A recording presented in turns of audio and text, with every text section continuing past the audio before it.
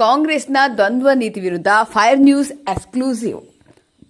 ವಿದ್ಯಾರ್ಥಿಗಳನ್ನು ಭ್ರಷ್ಟ ರಾಜಕೀಯಕ್ಕೆ ಬಳಸಬೇಡಿ, ಬಿಜೆಪಿ ಆಕ್ರೋಶ. ಜಿಲ್ಲಾಧ್ಯಕ್ಷ ಸಿಕರ್ ರಾಮಚಂದ್ರಗೌಡರ ಸೂಚನೆಯಂತೆ ಶಿಡ್ಲಘಟ್ಟದಲ್ಲಿ ಬೃಹತ್ ಸುದ್ದಿಗೋಷ್ಠಿ.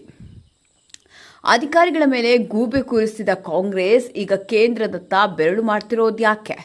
ಮಂಡಲಾಧ್ಯಕ್ಷ ಆನಂದ್ ಗೌಡ ಫೈರಿಂಗ್. ನಮಸ್ಕಾರ, ಇದು ಫೈರ್ ನ್ಯೂಸ್ ಕನ್ನಡ, ಸತ್ಯದ ನೇರ ಪ್ರಹಾರ. ರಾಜ್ಯದಲ್ಲಿ ಕಾಂಗ್ರೆಸ್ ಸರ್ಕಾರದ ದ್ವಂದ್ವ ನೀತಿ ಮತ್ತು ವಿದ್ಯಾರ್ಥಿಗಳನ್ನು ರಾಜಕೀಯಕ್ಕೆ ದಾಳವಾಗಿ ಬಳಸಿಕೊಳ್ತಿರುವ ಕುತಂತ್ರದ ವಿರುದ್ಧ ಬಿಜೆಪಿ ಈಗ ಸಮರ ಸಾರಿದೆ. ಚಿಕ್ಕಬಳ್ಳಾಪುರ ಜಿಲ್ಲಾ ಬಿಜೆಪಿ ಅಧ್ಯಕ್ಷರಾದ ಸಿಕಲ್ ರಾಮಚಂದ್ರಗೌಡ ಅವರ ಕಟ್ಟುನಿಟ್ಟಿನ ನಿರ್ದೇಶನದಂತೆ ಇಂದು ಶಿಡ್ಲಘಟ್ಟದಲ್ಲಿ ಗ್ರಾಮಾಂತರ ಮಂಡಲ ಅಧ್ಯಕ್ಷ ಆನಂದ್ ಗೌಡ ಅವರು ಖಡಕ್ ಪತ್ರಿಕಾಗೋಷ್ಠಿ ನಡೆಸಿದ್ದಾರೆ. ಕಾಂಗ್ರೆಸ್ನ ಸಾಲು ಸಾಲು ಹಗರಣಗಳು, ನೀಟ್ ಪರೀಕ್ಷೆ, ರಾಜಕೀಯ ಹಾಗೂ ವಿದ್ಯಾರ್ಥಿಗಳಲ್ಲಿ ದ್ವೇಷದ ಬೀಜ ಬಿತ್ತುತ್ತಿರುವ ಆಡಳಿತ ಪಕ್ಷದ ವಿರುದ್ಧ ಆನಂದ್ ಗೌಡ ಅವರು ಹಿಗ್ಗಾಮುಗ್ಗ ವಾಗ್ದಾಳಿ ನಡೆಸಿದ್ದಾರೆ. ಈ ಕುರಿತು ನಮ್ಮ ಶಿಡ್ಲಘಟ್ಟದ ವಿಶೇಷ ಪ್ರತಿನಿಧಿಯಿಂದ ಬಂದಿರುವ ಕಂಪ್ಲೀಟ್ ರಿಪೋರ್ಟ್ ಇಲ್ಲಿದೆ. ಹೌದು, ಚಿಕ್ಕಬಳ್ಳಾಪುರ ಜಿಲ್ಲಾಧ್ಯಕ್ಷ ಸಿಕಲ್ ರಾಮಚಂದ್ರಗೌಡ ಅವರ ಸೂಚನೆ ಹಾಗೂ ಮಾರ್ಗದರ್ಶನದಂತೆ ಶಿಡ್ಲಘಟ್ಟ ಗ್ರಾಮಾಂತರ ಮಂಡಲ ಅಧ್ಯಕ್ಷ ಆನಂದ್ ಗೌಡ ಅವರು ಕಾಂಗ್ರೆಸ್ ಸರ್ಕಾರದ ವಿರುದ್ಧ ಅಕ್ಷರಶಃ ಫೈರ್ ಆಗಿದ್ದಾರೆ. ತಮ್ಮದೇ ಆಡಳಿತಾವಧಿಯಲ್ಲಿ ನಡೆದ ಪಿಎಸ್ಐ ಹಗರಣ, ಮೂಡಾ ಹಗರಣ ಹಾಗೂ ಆರ್ಸಿಬಿ ವಿಜಯೋತ್ಸವದ ದುರಂತದ ಸಮಯದಲ್ಲಿ ಅಧಿಕಾರಿಗಳ ಮೇಲೆ ಗೂಬೆ ಕೂರಿಸಿ ಕೈ ತೊಳೆದುಕೊಂಡಿದ್ದ ಕಾಂಗ್ರೆಸ್ ನಾಯಕರು ಈಗ ನೀಟ್ ಪರೀಕ್ಷೆ ವಿಚಾರದಲ್ಲಿ ನೇರವಾಗಿ ಕೇಂದ್ರ ಸರ್ಕಾರ ಮತ್ತು ಪ್ರಧಾನಿ ಮೋದಿಯವರ ವಿರುದ್ಧ ರಾಜಕೀಯ ಮಾಡ್ತಿದ್ದಾರೆ ಎಂದು ಆನಂದ್ ಗೌಡ ಕಿಡಿಕಾರಿದ್ದಾರೆ.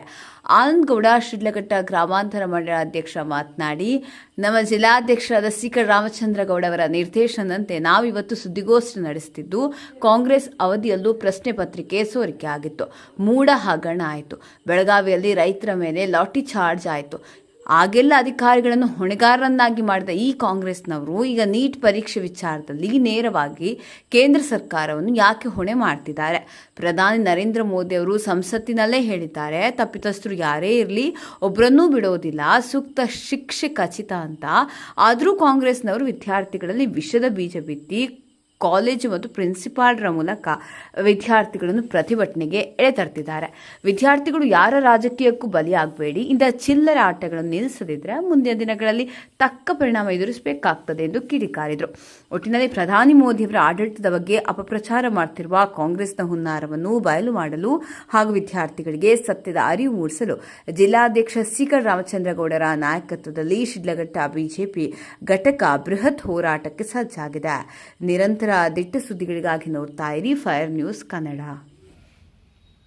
ಕಾಂಗ್ರೆಸ್ ಅವಧಿಯಲ್ಲೂ ಸಹ ಈ ಥರದ ಪ್ರಶ್ನೆ ಪತ್ರಿಕೆ ಸೋರಿಕೆಗಳಾಗಿದ್ದಾವೆ, ಪ್ರತಿಭಟನೆಗಳಾಗಿದ್ದಾವೆ. ಅದನ್ನೆಲ್ಲ ಯಾರನ್ನು ಹೊಣೆಗಾರನಾಗಿ ಮಾಡಿದ್ರಿ? ನೀವು ಅಧಿಕಾರಿಗಳನ್ನು ಹೊಣೆಗಾರಿಕೆಯಾಗಿ ಮಾಡಿದ್ರಿ. ಈಗ ನೀವು ಯಾಕೆ ನೇರವಾಗಿ ಸರ್ಕಾರವನ್ನು ಹೊಣೆಗಾರಿಕೆ ಮಾಡ್ತಾ ಇದ್ರಿ? ಅರೆ, ನಮ್ಮ ಕರ್ನಾಟಕದಲ್ಲೇ ತಗೊಳ್ಳೋಣ.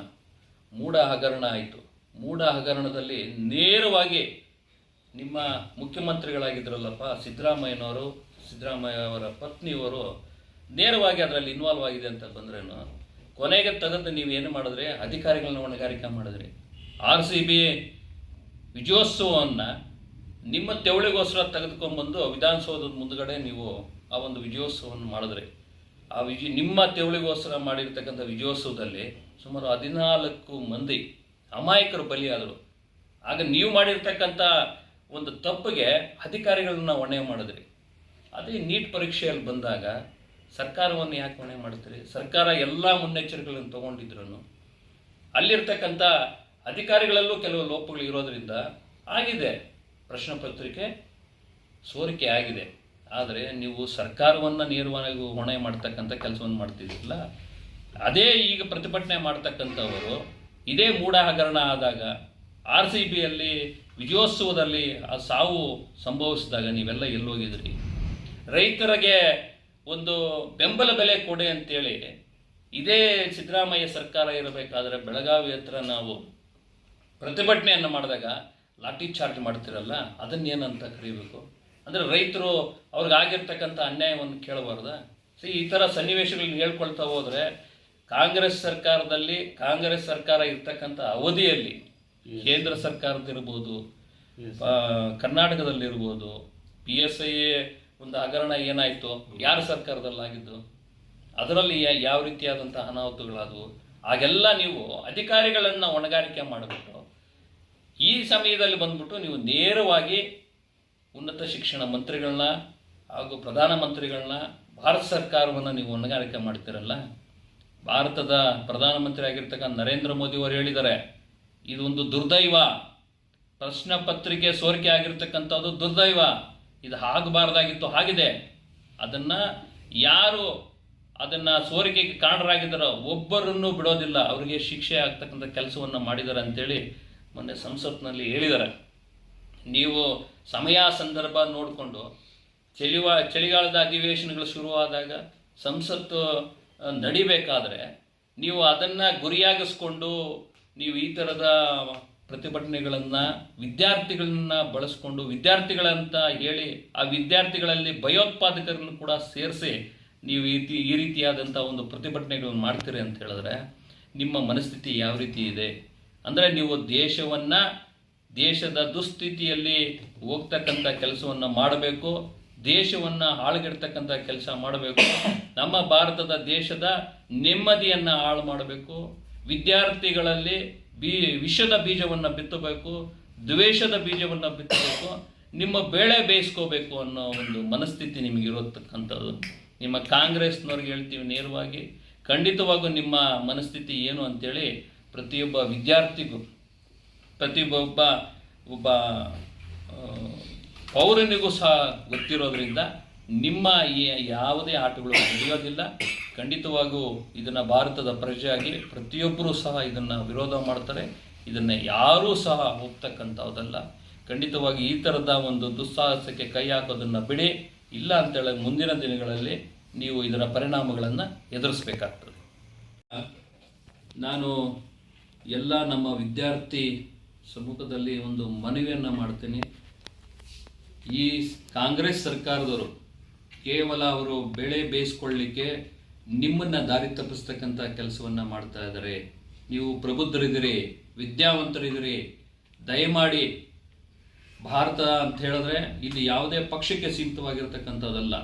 ನಮ್ಮ ಭಾರತದ ಬಗ್ಗೆ ಮಾತನಾಡಬೇಕಾದ್ರೆ ನೀವು ಧ್ವನಿಗೂಡಿಸ್ಬೇಕಾಗ್ತದೆ. ಆರ್ಟಿಕಲ್ 370 ಬಗ್ಗೆ ಮಾತನಾಡಬೇಕಾದ್ರೆ ನಾವು ಧ್ವನಿಗೂಡಿಸ್ಬೇಕಾಗ್ತದೆ. ನಮ್ಮ ದೇಗುಲ ಅಂತೇಳಿ ಹೇಳ್ತಕ್ಕಂಥ ನಮ್ಮ ಪಾರ್ಲಿಮೆಂಟ್ನ ನಾಶ ಮಾಡ್ತೀವಿ ಅಂತ ಹೇಳಿದ್ರೆ ಆ ಘೋಷಣೆಗಳನ್ನು ಕೂಗಬೇಕಾದ್ರೆ ನಾವು ಧ್ವನಿಗೂಡಿಸ್ಬೇಕಾಗ್ತದೆ. ಈ ವಿದೇಶಿ ಆರ್ಥಿಕ ನೆರವನ್ನು ಕೊಟ್ಟು ಅವರನ್ನ ಯಾರೆಲ್ಲ ಈ ಒಂದು ಶಾಂತಿಯನ್ನ ಕೆಡತಕ್ಕಂಥ ಕೆಲಸವನ್ನು ಮಾಡ್ತಾ ಇದ್ದಾರೆ ಅದಕ್ಕೆ ದಯಮಾಡಿ ಹೇಳ್ತಾ ಇದ್ದೀನಿ, ವಿದ್ಯಾರ್ಥಿಗಳಲ್ಲಿ ಮನವಿಯನ್ನ ಮಾಡ್ಕೊಡ್ತೀನಿ, ದಯಮಾಡಿ ಇದು ಯಾವುದಕ್ಕೂ ನಾವು ಪ್ರೋತ್ಸಾಹ ಕೊಡೋದು ಬೇಡ. ನಮ್ಮ ಕಾಲೇಜಿನಲ್ಲಿ ಬಂದು ಪ್ರಿನ್ಸಿಪಾಲ್ ಮುಖಾಂತರ ಹೇಳ್ತಕ್ಕಂಥದ್ದು, ಡಿ ಮುಖಾಂತರ ಹೇಳಿಸ್ತಕ್ಕಂಥದ್ದು, ಅಲ್ಲಿಂದ ವಿದ್ಯಾರ್ಥಿಗಳನ್ನ ಕರ್ಕೊಂಡ್ಬಂದು ಪ್ರತಿಭಟನೆಯಲ್ಲಿ ಪಾಲ್ಗೊಳ್ತಕ್ಕಂಥದ್ದು, ಈ ಥರದ ಸನ್ನಿವೇಶಗಳು ನಮ್ಮ ಕರ್ನಾಟಕದಲ್ಲೂ ಶುರು ಆಗ್ತಕ್ಕಂಥ ಸಂಭವ ಇದೆ. ಹಾಗಾಗಿ ಈ ಮುಖಾಂತರ ವಿದ್ಯಾರ್ಥಿಗಳಲ್ಲಿ ಮನವಿ ಮಾಡ್ಕೊತೀನಿ, ದಯಮಾಡಿ ಇದು ಯಾವುದು ದೇಶಕ್ಕೆ ಒಳ್ಳೆಯದು ಅಲ್ಲ. ನಾವು ಸರಿಯಾದ ರೀತಿಯಲ್ಲಿ ಯೋಚನೆ ಮಾಡಬೇಕು, ಸರಿಯಾದ ನಿರ್ಧಾರಗಳನ್ನು ತೆಗೆದುಕೊಳ್ಬೇಕು. ಈ ಅಶಾಂತಿಯನ್ನು ಸೃಷ್ಟಿ ಮಾಡ್ತಕ್ಕಂಥ ಈ ಕಾಕ್ರೋಚ್ ಜಿರಳೆ ಅಂತ ಏನಿದೆ ಅದನ್ನು ನಾಶ ಮಾಡಬೇಕೇ ಹೊರತು ಅವ್ರ ಜೊತೆ ಕೈ ಜೋಡಿಸ್ತಕ್ಕಂಥ ಕೆಲಸವನ್ನು ಮಾಡಬಾರ್ದು. ಖಂಡಿತವಾಗಿಯೂ ನಮ್ಮ ಪ್ರಧಾನಮಂತ್ರಿಗಳು ವಿದ್ಯಾರ್ಥಿಗಳ ಜೊತೆ ಇದ್ದಾರೆ. ಇಂದಿನ ವಿದ್ಯಾರ್ಥಿಗಳ ಮುಂದಿನ ಪ್ರಜೆಗಳು ಅಂತ ಏನು ಹೇಳ್ತಾರೆ ಅದನ್ನು ನಂಬಿರ್ತಕ್ಕಂಥವರು ನಮ್ಮ ಪ್ರಧಾನಮಂತ್ರಿಗಳು. ಖಂಡಿತವಾಗಿಯೂ ಯಾರು ತಪ್ಪು ಮಾಡಿದಾರೋ ಅವರಿಗೆ ಶಿಕ್ಷೆ ಆಗ್ತಕ್ಕಂಥ ಕೆಲಸವನ್ನು ಮಾಡೇ ಮಾಡ್ತಾರೆ.